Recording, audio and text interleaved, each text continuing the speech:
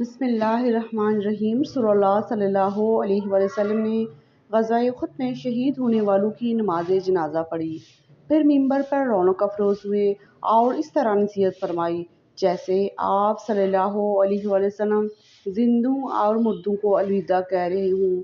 آپ صلی اللہ علیہ وسلم نے فرمایا، میں حوض کوثر پر تمہارا پیش رہوں گا، اور اس حوض کا عرض اتنا ہے جتنا شام کے ساتھ واقع ایلا سے لے کر مدینہ اور مکہ کے درمیان واقع جوفا کا فاصلہ ہے۔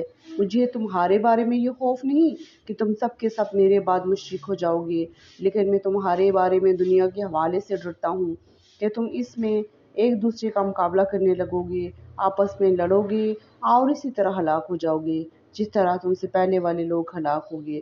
حضرت عقبہ رضی اللہ تعالیٰ عنہ نے کہا، یہ آخری بار تھی جب میں نے رسول اللہ صلی اللہ علیہ وسلم کو ممبر پر دیکھا۔ جزاک اللہ خیرا۔ السلام علیکم ورحمۃ اللہ وبرکاتہ۔